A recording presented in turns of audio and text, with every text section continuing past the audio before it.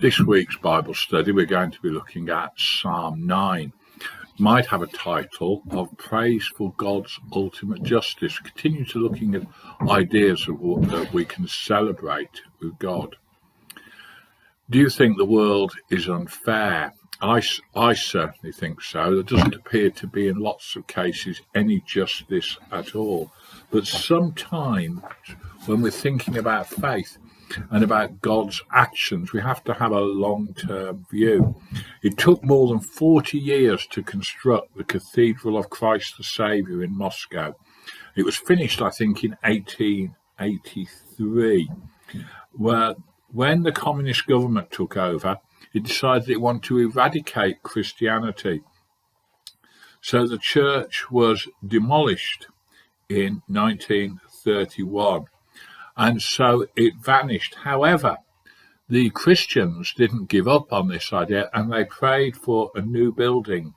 So there's a new building that was completed in 2000. And so it's a sign that the communist government failed to stamp out Christianity. It's also a sign of how God was at work in this situation, but it took a while. So Psalm 9. Praise for God's ultimate justice. I will give thanks to you, Lord, with all my heart. I will tell of your wonderful deeds. I will be glad and rejoice in you. I will sing the praises of your name, O Most High.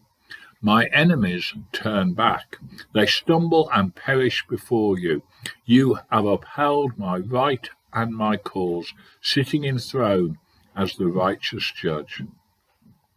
You have rebuked the nations and destroyed the wicked. You have blotted out their name for ever and ever. Endless ruin has overtaken my enemies. You have uprooted their cities. Even the memory of them has perished. The Lord reigns forever. He has established his throne for judgment. He rules the world in righteousness and judges the peoples with equity. The Lord is a refuge for the oppressed, a stronghold in times of trouble. Those who know your name will trust in you, for you, Lord, have never forsaken those who seek you. Sing the praises of the Lord, enthroned in Zion. Proclaim among the nations what he has done. For he who avenges blood remembers. He does not ignore the cries of the afflicted. Psalm 9 is one of several what are called alphabetic acrostic psalms. What that means is that each verse, stanza, or the sum of the pattern begins with a successive letter of the alphabet. Other examples of that are Psalm 119 or Psalm 145. Why was this done? Well, most commentators think it was done to help with memorization, that it was easy to remember the psalm and so to store it away in your mind. That's a very good idea, perhaps, when you're living in a society where most people probably can't read, so you could learn it in that sort of way.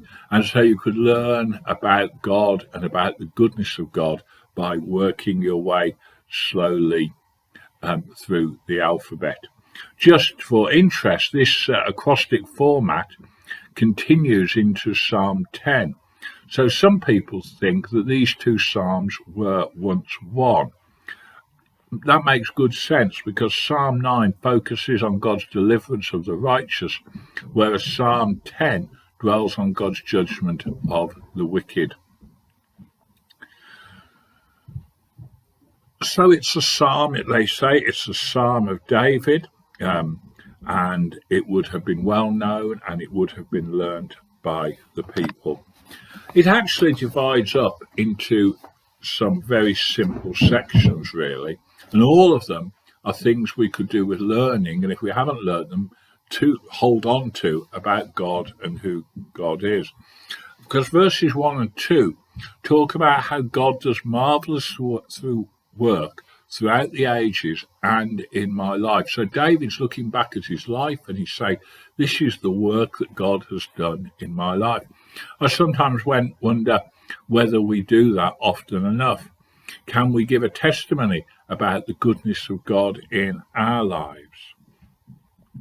In verses 3 and 4, I might want to say he talks about how the gospel prevails over attempts to squelch it. There's that idea of the Russian cathedral. You cannot put out the light of Christ and the light of the gospel. Many have tried, but it has always survived because it is God's work and we are God's people. And although we might be persecuted or even executed for our faith, God's work and his plan will still survive. 5 and 6, it talks about God rebuking the nations. Here, perhaps we would like God to rebuke the nations a little bit more. What is happening in Russia and Ukraine? Where is God in these conflicts? What do we think is going to happen? I think we need to have a longer term view when we think about how God works in our world. But for David, he's quite clear that God is in control of the nations and rebukes them. It says that you've rebuked the nations and destroyed the wicked. If you think about some of the tribes that were in the land of Israel, of Canaan, when the Jews came out of exile, many of those people have just vanished.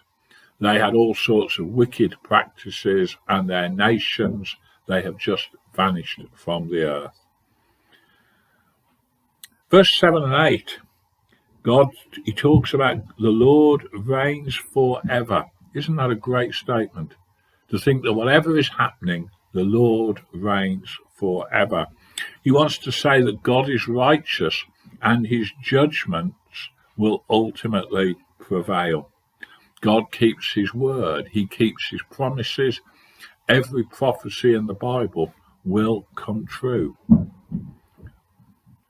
Verses 9 to 10, he talks about how God has been a refuge for the oppressed. Is that true in your life? When you have felt oppressed, has God been a refuge for you? What does that mean to be a refuge, a place of safety? Perhaps we can share some stories about how we feel God has helped us at that time. And then verse 11 and 12, he talks about how we must share the good news of Jesus, how we should sing the praises of the Lord, proclaim among the nations what he has done. It's a lovely psalm. The sentiments expressed would be well worth remembering, and I hope we can find something to talk about how they affect our lives a little bit later on.